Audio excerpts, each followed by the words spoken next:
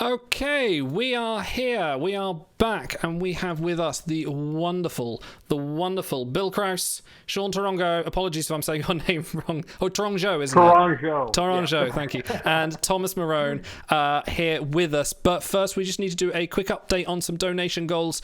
The first one from Walt Koenig saying, "Good work, guys. Thank you for the donation." $25 from Plain Simple Garak, and the $50 from Skycap saying, "Have you ever tried a Cleveland clapper?" Thank you very much for your donations, guys. And if you too want to donate, you can hit the link above, bit.ly/trektime23, please. If you can only give $1, if you can only give $2, $3, every little counts. We want to help our great cause with the International Rescue Committee. But may I introduce our very prestige guest for this evening.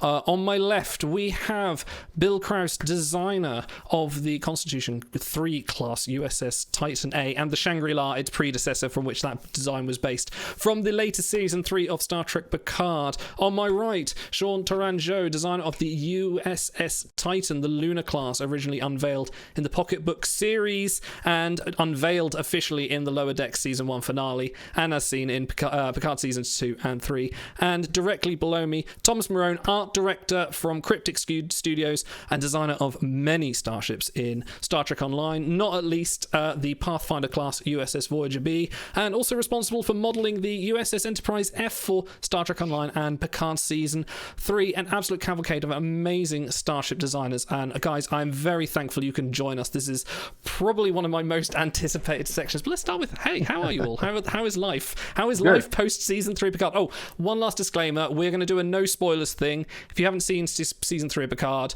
we may be a little bit here design-wise, but we will only be talking starships. We won't be talking plot points. So, anyway. So, yes, no, gentlemen, how are you all? Pleasure to have you. I'm fine. Yeah, I'm good. No, Thanks for having us. No, it's brilliant. No. Yeah, thanks so much for having it. It's been great. It's nice to, and I'm sure Bill especially, out of the three of us, is very relieved to have everything public. Red alarm. Sorry, ignore my notifications. I'll mute those. 1 second, sorry. Sorry, go on.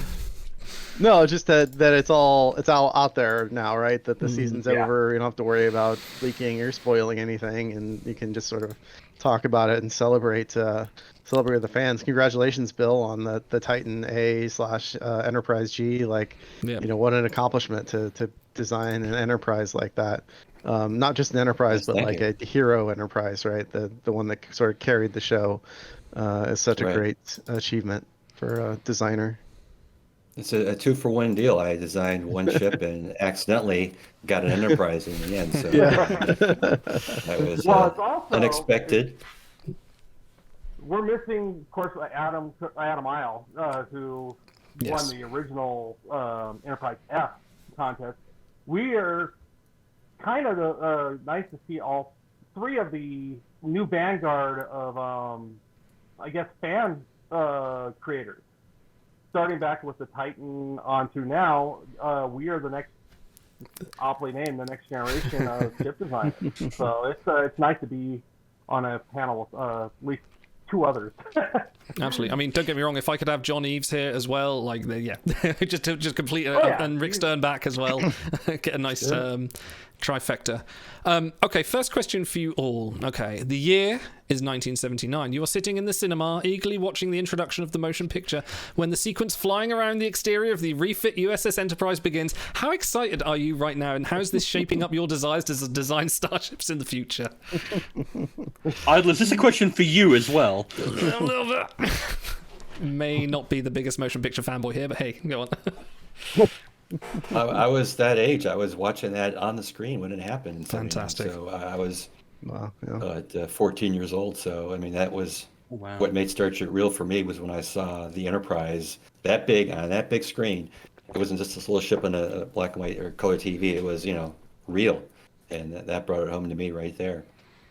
For me, I didn't see the motion picture because I was 6 at the time, and I was an Air Force brat, so I didn't see a lot of cinema stuff. So I didn't see the motion picture until about 81 when ABC first put it on screen on TV. So that was my first foray into seeing, because I saw reruns of the original series, but seeing that, didn't have to stay up late for the first time. It was was a fun. It's still one of my favorite sequences. So what for good and bad of the motion picture, that's the good part of it. I think what's great about that sequence, and I was unfortunately I did not get to see that in the theater. I mean, I think it came to theaters recently, I believe, and I think I went to go see it then. But you know, when it was originally released, I didn't get to see it. I was too young, or I actually didn't exist yet. But you know, one of the great things about that sequence, or the great thing about that sequence, is that it treats the Enterprise as a character. And I think from the outset, you know, that's a really important thing. Every time I talk about ships, I sort of repeat this, but it's really important that people see that ships are characters in Star Trek 2. You know, they're just as important as Kirk, Spock, McCoy. The Enterprise is a character. And what I love about that sequence is obviously it's got some great ship porn, but you actually learn a lot about James Kirk from that sequence too, right? When he sees the Enterprise, and they did something really cool in the remaster that recently came out where they added a reflection of the Enterprise in the glass. So you see Kirk, and you see, like, you know, I think Shatner actually played it really well, where he's like seeing his beloved for the first time in a long time. It's like he's been reunited with a long lost lover, right? And then you see his sort of longing for the Enterprise, and then they have the Enterprise reflected in the glass too, so you can kind of see their connection. And I think that sequence is really great because it reintroduces the Enterprise as a character, and she looks amazing. And the refit design is still, I think, one of the pinnacle science fiction starship designs ever created. But you also get to see Kirk and how he feels about being back aboard. One thing I like about that scene as well, you see Scotty looking at Kirk as he's flying the pod, and he's sort of seeing what you were just seeing. Right. Yeah. He's doing it on purpose. He knows what he's doing. Yeah. And that's it's like when you It's like when you introduce one of your friends to your favorite movie and you're watching their reactions to see that they're enjoying it the same way. Right, yeah, Scotty absolutely. knows that Kirk is one of the few people who will appreciate the Enterprise in the exact same way that he does. It's like that is the beautiful woman of the stars, and they will absolutely just sit here and bask in it. Right. He's taking the scenic route around the ships, not just go straight to the dock. Yes. And I didn't heard that they had great music going on with it, because that was such a long yeah. They're showing Goldsmith, every part of the unveil, and that made it that much more important, because I'm big into the soundtrack. No, the motion picture soundtrack's brilliant. Yeah. I hear a lot of echoes of that in the new Picard Season 3 soundtrack as well. Very sort of like high flutes and things like that. It's very inspired. Fantastic. Goldsmith and Horner. Definitely. And I think that's the thing, you know, I think that the Picard Season 3 really understood as well when we talk about ships as characters. The Enterprise D is a major character in Picard Season 3. And she also gets to do some amazing things and save the day, you know. And when they reintroduced her, you know, you sort of realize, like, you're like, oh, cool, they're all sitting around the table, but then you didn't really realize that they were missing somebody until they get to the Enterprise D and see it in the Fleet Museum, and then they go back on the bridge and like, oh, now the gang's back together. And you don't realize how beautiful a design that actually is. I didn't like the D when I was a kid, when Next Generation first came on, but as it grew up, and by the end of the 7th season, I love it. And then now that we've pulled away from the Galaxy class for so long, it's so nice to see its lines again, and the fact that it is so classic. So, and I love the detail that they put into it. Into the saucer. They didn't just make it a new ship. It still had the dings and scratches and being restored. I like that. And we got to see the Enterprise move how we wish we could have seen it in Best of Both Worlds. The way they showed it in this final season was just, I loved it. Yeah. Well, with the D, it's such a different design from almost all of the other Enterprises. Like, the closest I think it would come to is like maybe the Enterprise B, but even then, that's still a very stark lines, whereas the D is very smooth and sculpted in a way. And it's like, it looks not like the C, not like the E. They're very sort of in between. And there's nothing quite in the Starfleet oeuvre that's much like it, like the Nebula class, obviously, but it's just such a friendly design, and it really does grow on you, like as you get older, I feel like. Well, it was going from an era, going away from Rathacon and the hard wars and history that they had before Next Generation to an actual family-friendly setting. So that's why I think they did more of the luxury liner kind of feel to it. Yeah, I think when Andy Probert was designing the Enterprise D, he talked about that the directive he got was a diplomatic kind of flagship. And to him, that meant he didn't want straight lines on it because like straight lines were too aggressive. He didn't want any, like, he wanted it to be a very peaceful, graceful design. So that's sort of why it ended up being the way it is. And yeah, it's one of my favorites too. I know there are people who don't like it, but I mean, that was the Enterprise I grew up watching on Next Generation, right? That was my first starship, so it's always going to be special to me. Absolutely. Stars, do you want to take the first question from the community? Yes. So, for Thomas, how did you come to work as a designer on Star Trek Online? Did it start because you were a Trek fan, or did you become a Trek fan because of it? This is I think this is a bit of a long story. I'll try to condense it. No, I was always a Star Trek fan. I grew up watching Star Trek with my family, and my mom made me Star Trek outfits when I was a kid. I have a picture standing in front of the AMT, the original AMT Constitution class model from 70 whatever. But I remember it's a cute picture, but I'm in the TNG uniform, and I remember being very upset that they had the wrong Enterprise when they took that picture of me. Anyway, so when I heard there was going to be a Star Trek massively multiplayer game, I got very excited, and I pre-ordered, and I got the sort of lifetime subscription. I went all in, doubled down, and as I was playing, when you did that, you got access to the open beta. So this was even before the game launched. And as I was playing the game, I had some ideas about things I thought would be cool for them to add to the game. So I created some pitches essentially, and posted on the forums, and those got noticed by one of the very popular podcasts at the time, and the developers watched that podcast. So long story short, that led to me getting a job to work on the game, and I ended up working on the user interfaces for the game for a while, and then after doing that for several years, wanted to transition over to 3D modeling to work on the starships, because that's always been my first love for Star Trek is the ships. So that's always been something that I've really been fascinated by. When I was in school, I would spend most of the time taking notes, but I'm actually drawing pictures of Star Trek ships. So yeah, so it was a long road, as they say, but I did end up working on the ship team, and eventually ended up as art director on the project, and so I'm very excited to be doing that now. No, that's amazing. I mean, some of your starships, like I've seen coming out, and especially the ones that have made it over to Picard season 2, like the work that's been done on them is incredible. Like some starships, like you can kind of look at them and kind of go, yeah, that is an evolution of what you would see in the show, like the Ross class or the Reliant class, things like that. And yeah, absolutely amazing. Just a question for all of you. How thrilled, because you've all had... everything's been canonized, most things have been canonized that you've made. How thrilled were you to see your creations on the screen for the first time? I'm going to go over to Bill first. Seeing the Titan on the screen for the first time, like how exciting was that for you to see it zooming around the Star Trek logo, for instance?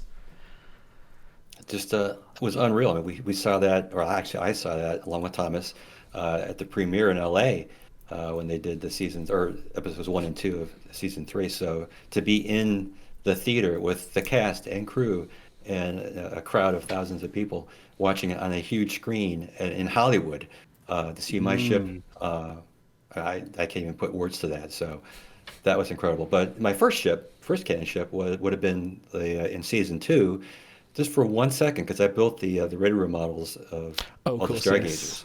And I designed the TOS version of the Stargazer, the Radiant class, and you see it for a blip of a second behind Jerry Ryan's head, about 50 feet away in the dark. And I went, oh, there it is. Yeah. And that was it. I waited till season 3 to see, the rest of the ships. But again, and also in season 3 with the Intrepid. Oh, yes. Another one of my designs, head to head with basically my Shangri-La and the Wasp as the Titan and Intrepid. That was again, another unreal moment. And it was a long, probably like 300 frame shot where it, Intrepid zooms in and then there's the Titan and they rotate around. I'm like, who's on my ship? My babies. Yeah. How about you, Sean? Because I think the first debut of the Lunar class was at the end of Lower Deck Season 1, and it very heroically comes and saves the day in a pretty kick-ass moment. Well, for me, it's a culmination of going all the way back to 05 with that contest. Not thinking, because back then, unless you saw it on screen, it wasn't real. And after winning that contest, which I entered on a whim, one of my friends said, "Hey, you need to do this." And I said, "Whatever, I'll try it." And I put one in. And then right after that, I got contacted with John Van Sitters to do that 6-foot model for the tour that they were going to do. And the fact that they built a actual physical model made me happy. Then I saw it come the first iteration in Star Trek Online, and it has it's evolved from the initial. And kudos to Thomas and his crew making the models look so much better. Because compared to what they look back in 07, 08, compared to today, is heads and tails. You can't even compare them. And then all of a sudden, they never told me that it was going to be in Lower Deck. I had a feeling it might be. Oh, really? Because they're always, yeah. No heads up. John Wow. told Mike McMahon not to tell me a dang thing. So I did not know it was coming in. So when that showed up at season 5, before I even saw it, all my personal messages started being. I said, "Have you seen it?" I said, "Seen what?" Everybody was saying, "You gotta see the season finale," and of course, then they found out that I didn't see it yet. So that moment that it came in, and the fact that they kept it 98 to 99% of my design, just made me feel so good. And some of the stuff that they changed on it, I wholeheartedly love, like the darker hull plating, the fact that they shot photons from the sensor pod, because originally Simon Schuster did not want that thing to shoot any live weapons. Just they wanted to shoot probes. They didn't want to have any. They wanted to be back to the Explorer class. The fact that they canonized it back into being retrofitted where it can fire whatever it wants. I love the fact that they recessed the phases. And the fact that, granted, yes, it wasn't the Titan in season 2 or 3 of Picard. I'm just happy to see 9 other Lunar classes in the fleet spread around. And I had another one of those great moments when I was in LA and seeing it on the big screen and seeing the gold Lunar class set in between the 2 other versions of the Titan. So, and the fact that, my Titan got beat to hell and it had to be incorporated into the new one. The fact that they even acknowledged that parts of my ship are still in there. So, and so parts of the Lunar class are actually in the new, so it makes me feel good that there's parts of my ship in the new Enterprise. So. Yeah, we should give a shout out. I mean, to Dave Blass. Dave is great. Dave is incredible. He really sees Star Trek as a world. It's not just a TV show. It's not a job. It's a universe that you can go to. And his philosophy in making, Picard season 3 was not that we're making a sci-fi show. It was we're making a period show, right? And we're gonna treat this with sort of a historical lens, not a cool random space show lens, which I think is a fantastic way to look at Star Trek, right? If you're going to do something in a certain era of this universe that people have already seen, it makes a lot of sense to treat it like a historian would, right? Like you wouldn't have somebody using an iPhone in World War II film, right? And I think that's sort of the mantra that Dave had. And Dave cared about those details. He cared about, okay, this is a refit of the old Titan, but it looks entirely different. So how do we sort of square that circle? And he came up with some really cool stuff. And he worked with an artist called Pundus, 3D artist who does a lot of amazing renders and videos. He's done a lot of good stuff for us too on STO. Keenson is his actual name, Pundus is his handle, to do a really cool render of like them taking the warp coils out of the Luna Titan and moving them over I did see that one. to That the was, Connie 3 Titan. that was very cool. I And, like that. Yeah. It's really cool stuff. So Dave, Dave understands how those details are important to fans and to creating the Star Trek universe as a place, which I think is really important to a lot of us. And another shout out I want to give to Dave is if it wasn't for him, I wouldn't have got my foot through that door. I've been trying to get into the Trek official productions since all my life. The fact that he saw one of my tweets on Twitter and says, "Hey, I think I might be able to get you into something," and that's where I got. Granted, I wasn't a full-time person because I wasn't unionized. Now I am, thanks to him. That's where they gave me a shot of one of my other ships in season 2. So, and then I got to do some backup work and then some little stuff in season 3. So, I owe everything to Dave, and it's for that fact, Harry, for having faith in our fans. So, they really put a love letter out to a portion of the Trek fan base that I think is sort of fell back behind over the last couple decades, and now hopefully everybody will feel like they're one big family again. I implore anyone to go look at Dave Blass's Twitter as well if you're into starships. Like, he posts a detailed description of every ship that has appeared on screen in a nice little dioramic. And I think Pundus has done some of the graphical work for that, and they're great. I mean, as someone that just loves little details, I love the look of the ship, but just knowing like, yeah, we've given that one a name. It's that starship. It's that length. It's great, and it's a nice, like you say, he's building a world. He's building a period, and it's nice to have those accuracies. It's great.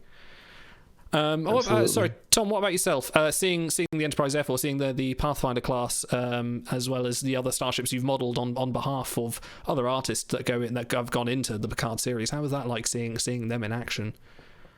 Yeah, I mean, I don't have a lot to add to what Bill and Sean said. It's a transcendent moment for you as an artist who's been making your own starship since you were a kid, right? And part of me is like, okay, well, what do I do with my life now? like where do I go from here? I'm just gonna go sell insurance or something because I don't know what other accomplishment I could have as an artist that will top this. So I'm very grateful and humbled that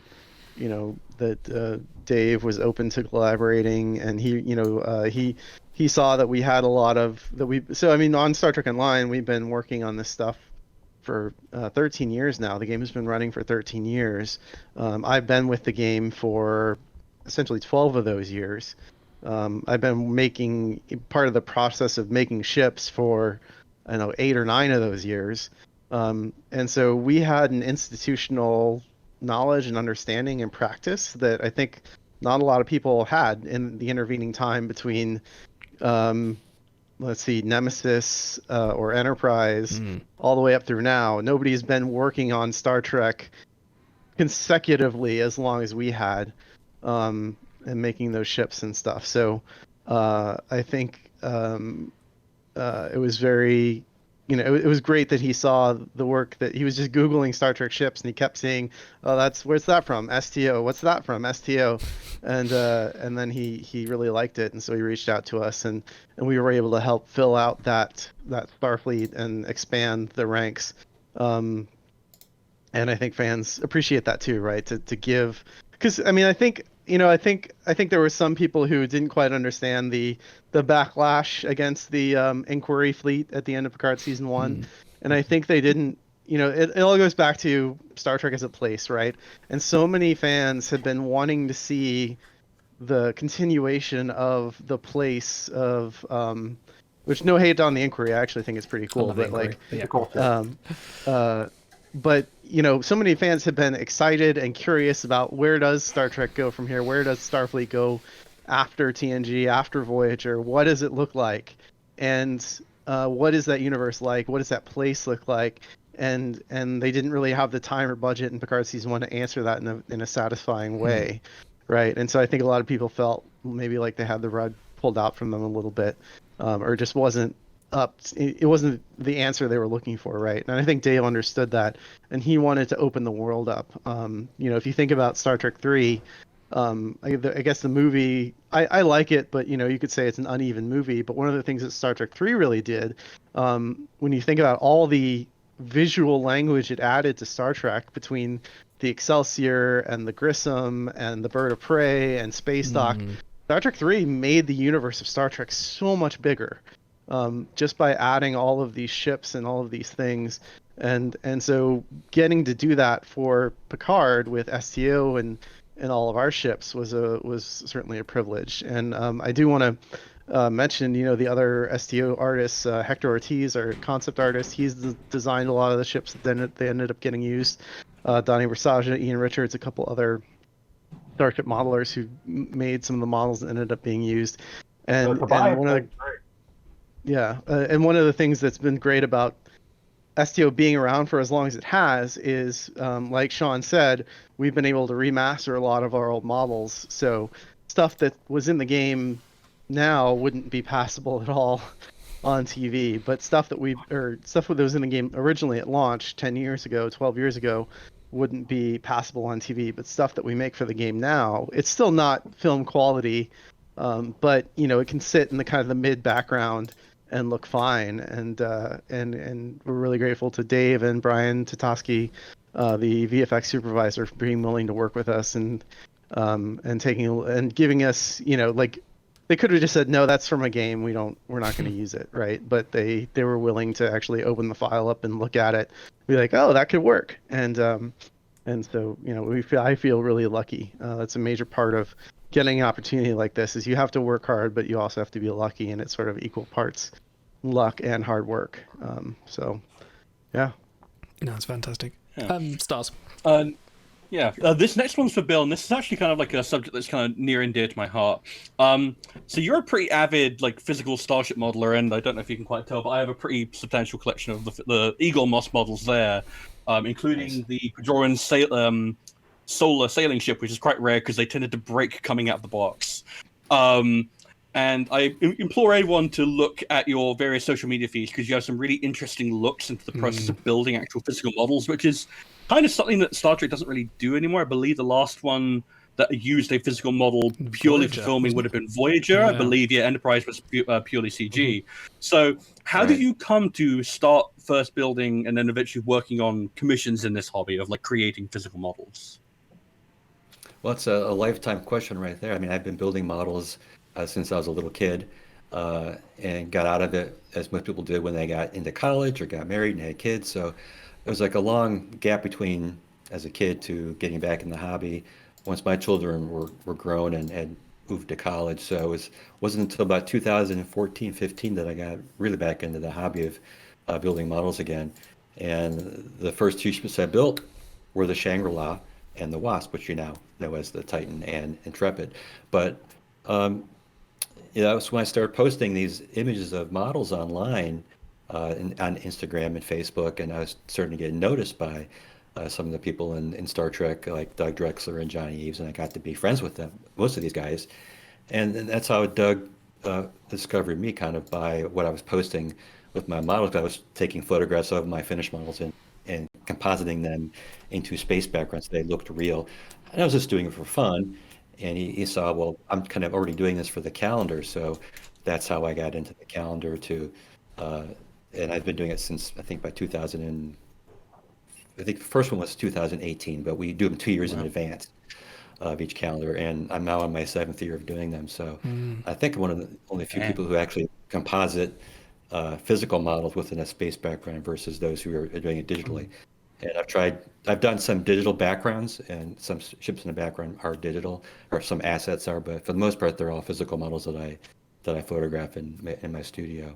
That's fantastic, because these ships of the line have been, they've kind of the big breakthrough for a lot of different sort of starship designs. I think, they've had a variety of different designs, not just sort of the standard models, including some from yourself. What was it like to be picked up and work with the likes of Doug Drexler and John Eves, some of the legends in that world?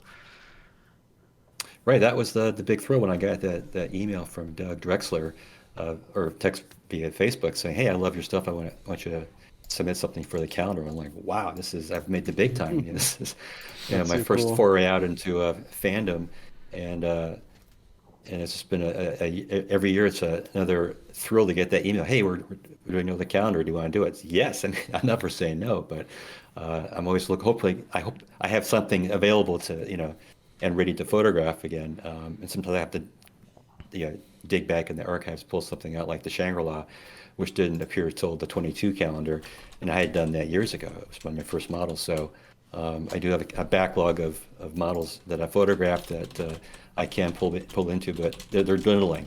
I've sold most of the models I've built myself as I've gotten more into commission work for people, and that's a whole nother ball of wax where it takes months and months to build these things sometimes, and it's now become my full-time career because I've retired from my regular job this last year. And that's how I think got noticed. Well, thank you. That's how I got noticed by Terry and Dave, was my postings onto Instagram of these models. And actually, John Eves had asked me to put together a portfolio of my stuff when they were doing season 1 of Picard, and to just put my foot in the door, see if there was an opportunity for me to do or design something for season 1. Of course, they didn't need any starships for season 1. And then when 2 rolled around, they thought, well, here's a guy who's a model builder. Maybe he can build some of the props for Stargazer Ready Room. And I said, sure, available for that. And while you're doing that, do you mind designing another ship? I could do that. Thank you. And Terry had been a fan of the Shangri-La model, and he knew that I was working on season 2, and he had asked me to build him a model of the Shangri-La, because I had sold the original years ago. And so I started to build him a Mark II version of the Shangri-La.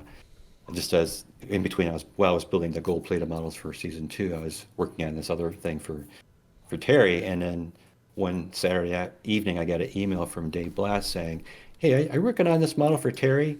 I go, yeah. He says, could you mock something up so what this might look like as a 25th century ship?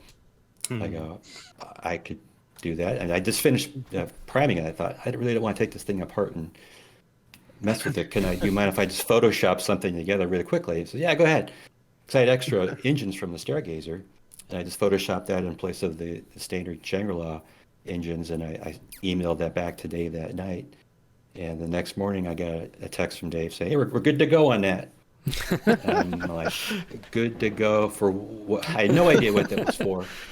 And I come to find out that this was going to be the hero ship for season 3, because Terry really liked the Shangri-La, and wow. I was leaving that Monday morning to go to Denver to shoot work on another film, and because David asked, well, can you send over the digital files of this Shangri-La? I go, there's no digital file. I hand built this thing. I had some, Wow. I scratch built with this one for Terry, and so we had to get Doug, directly involved, because he had, been making these concept model ready to get ready for the visual effects people, and he was available to do that. And he actually had the models, components of the Stargazer, like the engine. So I had to send him photographs of the Shangri-La from every angle, so you can rebuild this thing digitally. Within a week, he had 1 week to do this, and I designed this model in 5 minutes. I had no idea what they were going to use it for. It's like, you have a 25th century ship with 25th century engines. Okay, and then off it went. And I saw some updates here and then. Wow. I thought it's a good start. After the first week, I had some notes I was sketching. We can make this different. It was basically just a very rough draft concept model, but very little changed. I was surprised. I go, it's what you want? Okay. So off it went, because they had to get into production. They had to do LCARs and on-screen graphics, build sets, and so forth. So, because seasons 2 and 3 were shot back to back, and they needed a model toot sweet. They had 4 months to design and build the Sagan class Stargazer, and I found out later they have 4 months to do this. I have a weekend to build the Shangri-La, or a Titan, which is the hero ship, for 10 episodes. You see the Sagan class in like 1 episode, 2 episodes. Yeah.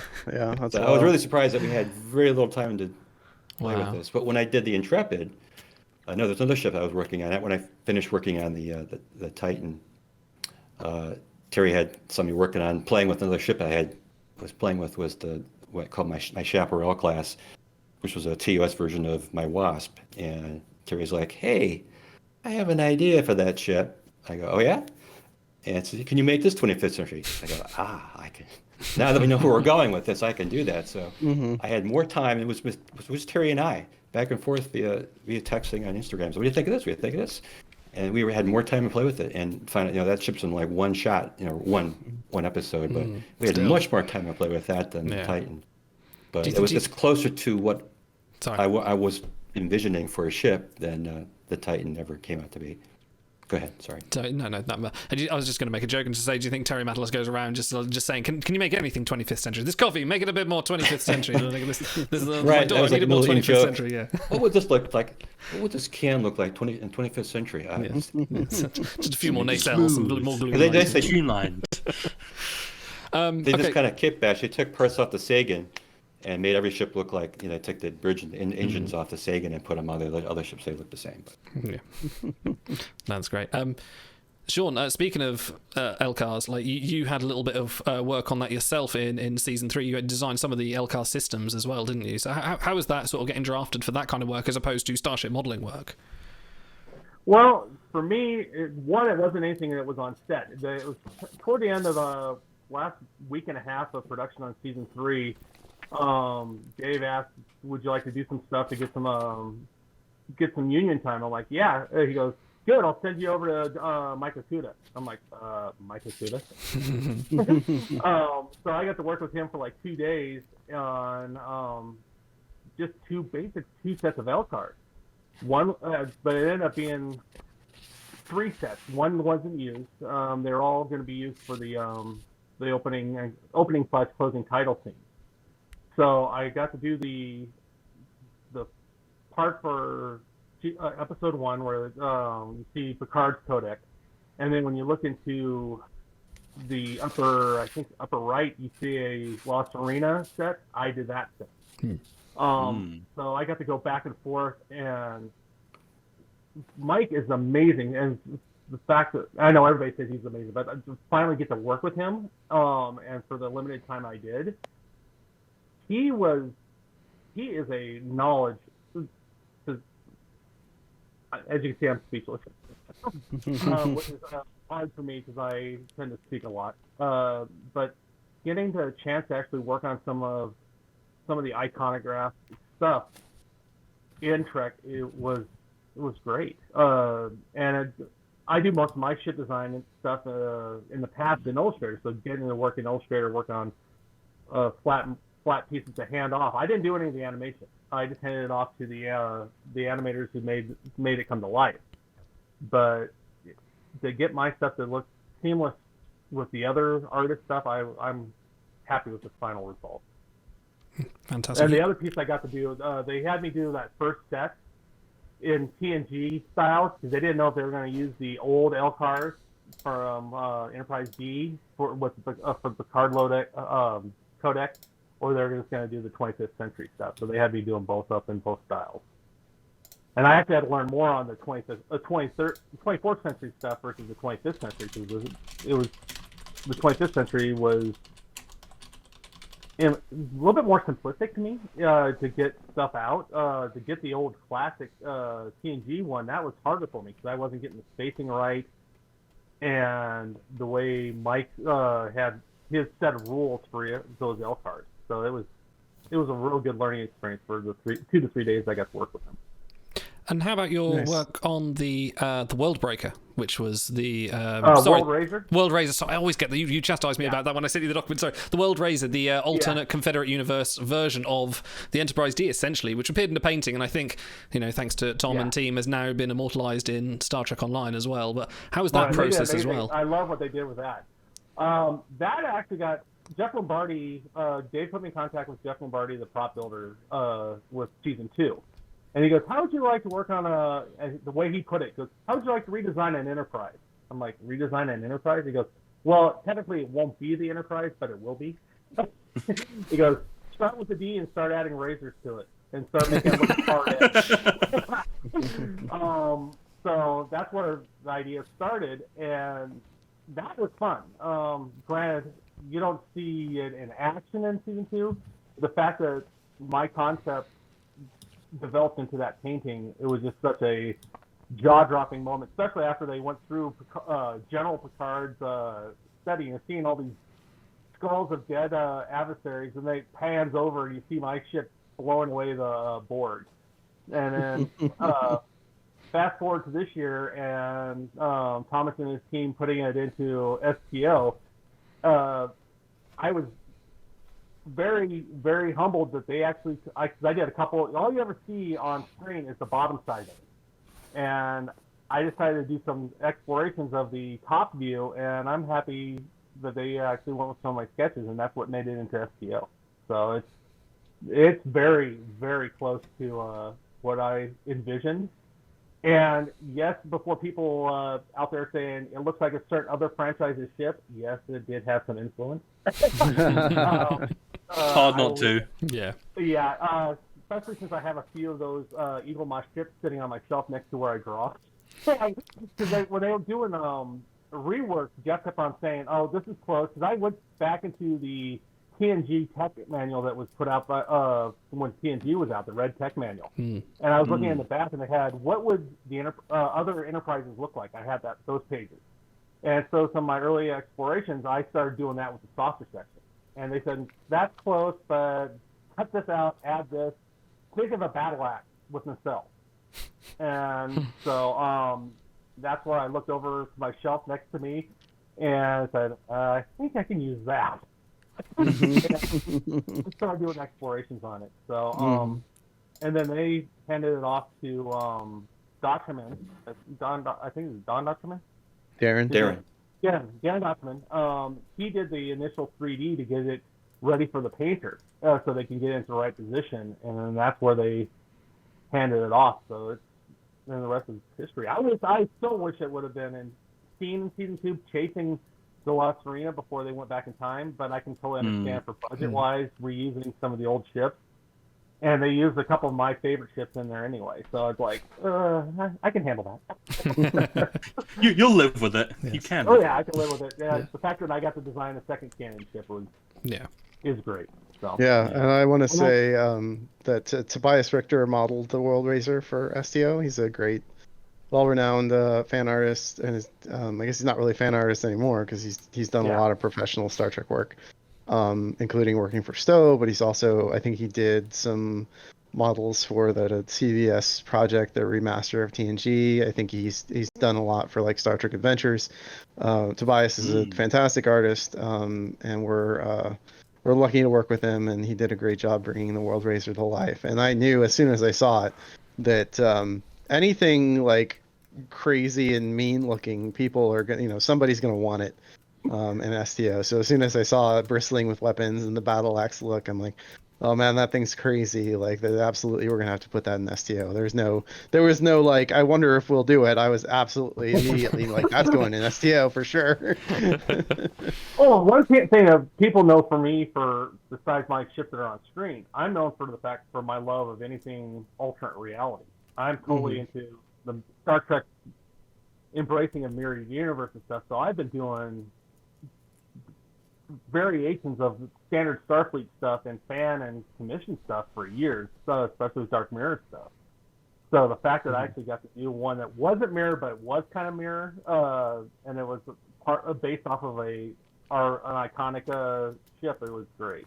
And the fact that it's got as many lovers as it does detractors, because a lot of people, when you see it in the episode, you don't get to see what it truly was. All it was is pretty much a concept painting.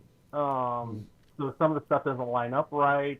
People are like, why does this run into this? It's like, it's a painting, exploration painting. It's Eye of the Beholder kind of painting. So the fact that fans have it's a vibe.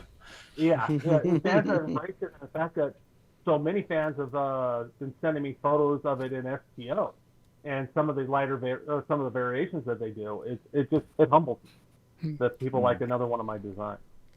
Definitely. Stas. Yes, so this one is for Thomas, and going back onto STO. Out of the many starships you've like designed, redesigned, and remastered for Star Trek Online, including such designs as the Andromeda, the Eros, and many more, which was your personal favorite to work on?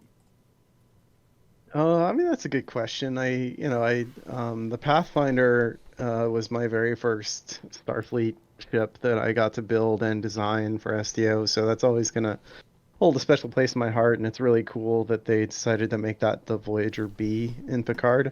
That's really special, and it was great to see it in the fleet. Hi, Luna. So I think the Pathfinder is a really big one, but usually what happens, and I'm sure Sean and Bill can kind of attest to this too, is you'll work on something and the thing you just made becomes kind of your favorite for a while, and then you go on and make the next thing and like, oh, now that's your favorite. The honeymoon, yeah. Yeah, and so but I will say I'm a big fan of the motion picture era, that look.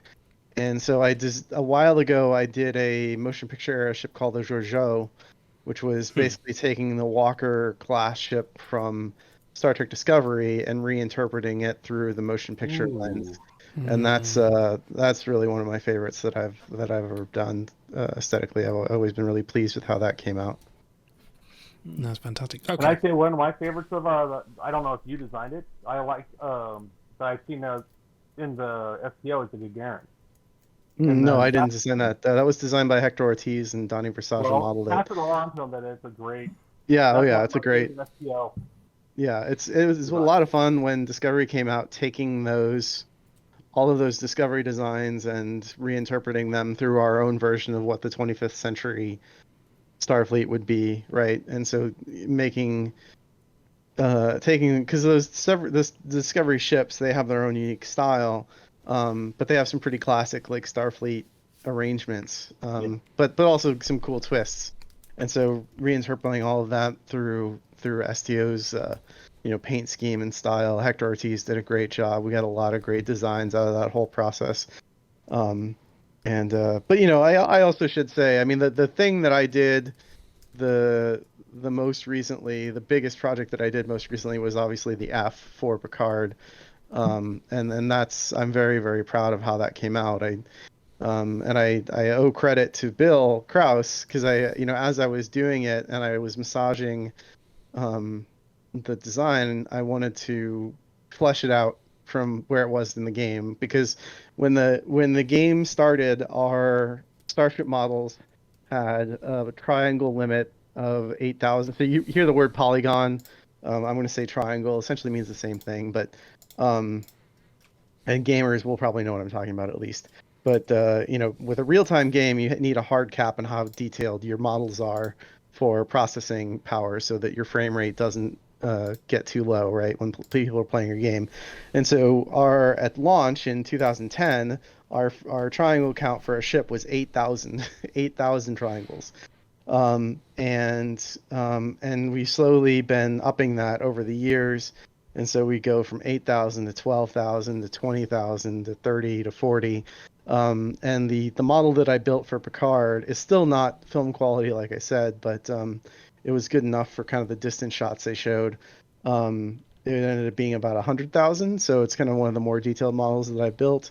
And with that extra detail, I also wanted to massage the design, and I took a look at a lot of the stuff that Bill had done that were inspired by like P-40s and P-51s. A lot of World War II. I'm assuming I'm making those connections in my head. I don't know if that's exactly where you got the inspiration for the nacelles and stuff. They are, yeah. Yeah.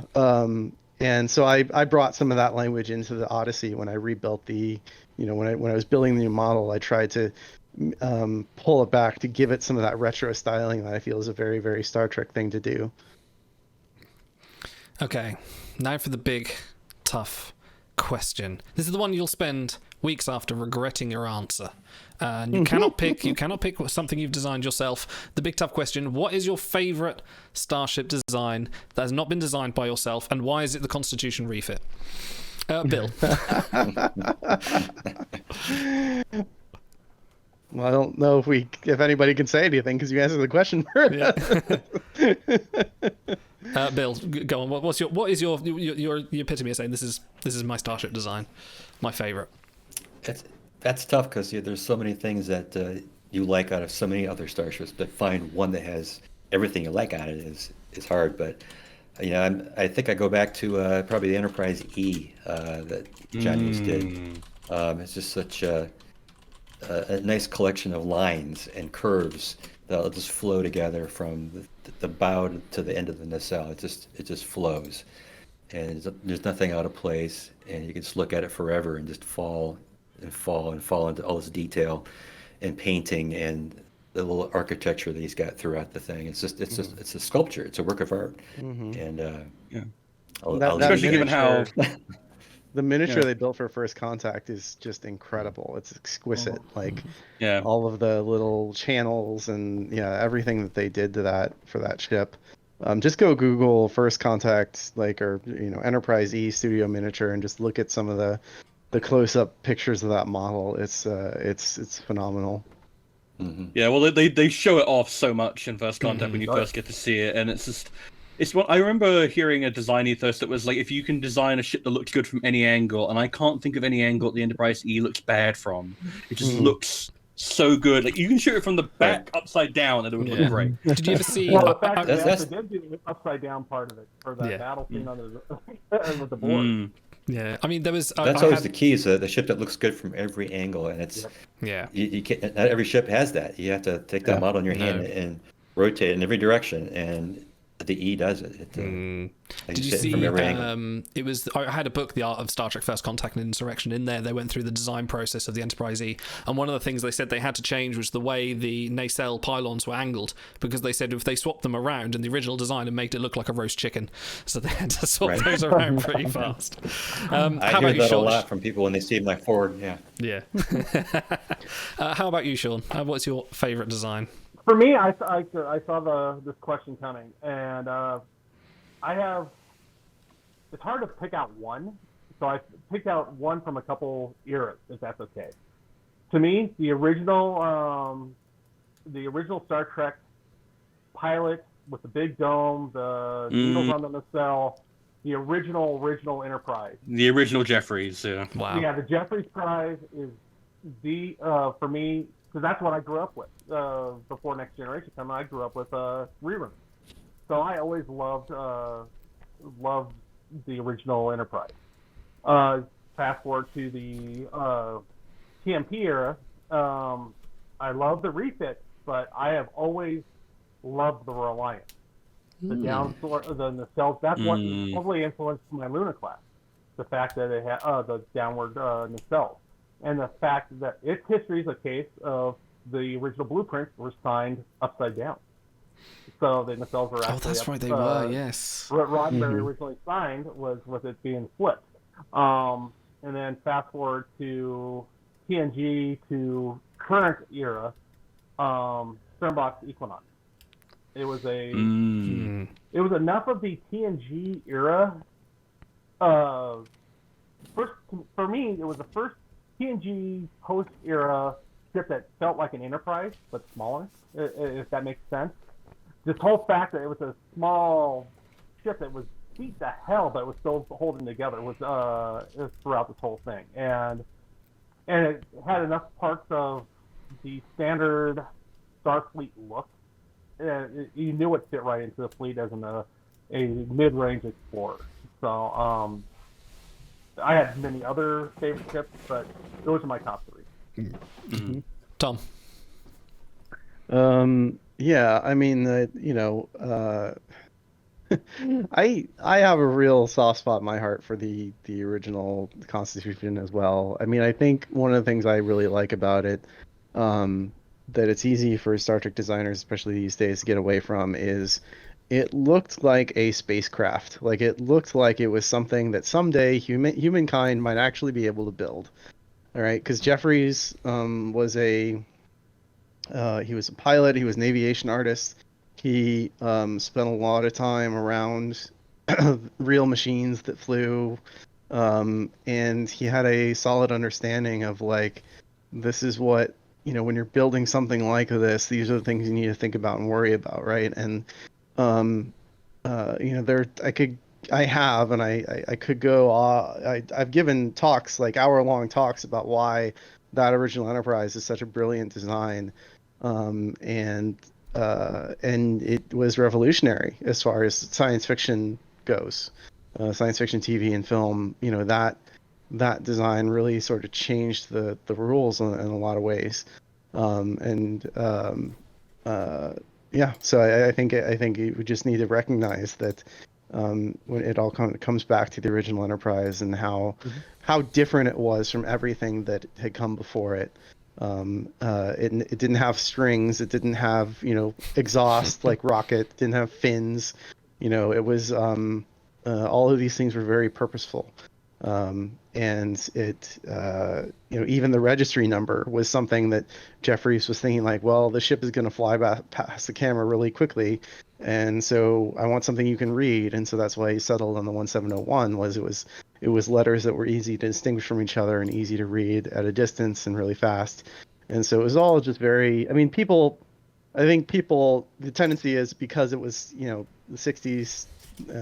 Science fiction and there were episodes a little silly. I think people dismiss how much actual thought and care went into that kind of stuff, and there was a lot of thought and care put into the design of the original Enterprise. Yeah. Well, you're all wrong, and it's the Constitution refit. So sorry. No. Very good. I mean, you can I only will pay stop projecting. everything came from the original, the Constitution back in 1967. So yeah, you can't help but every design since then has always imitated that one. So no, go on. That's the one we all build off of. The first Exactly. thing you saw is a saucer and steam itself. Yeah, It's just the way you go. Yeah, pretty much. That's the genius of it. I mean, that's something. There's a great story Mike Okuda talks about when they were trying to design Deep Space Nine. Their original attempts were really based on like an oil rig, very lots of pipes and very complex blocky shapes. And so Rick Berman looked at all that stuff and he's like, these are cool, but it needs to be something that a child can draw, right? It needs to be something that's recognizable silhouette. Yeah, with a recognizable silhouette.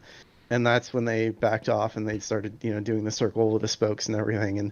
And that's exactly, I think, one of the big strengths of the Enterprise is because it's these several distinct shapes kind of linked together in a very specific way. It creates something that kids can draw and sticks in your imagination. And that's what's really powerful about it. And and all of the Star Trek ships that follow it inherit that legacy. Right, and that's why it's that shape language has been able to persist for almost 60 years, because it was just brilliant. Absolutely. Stars, we'd like to do our final question for our esteemed guests.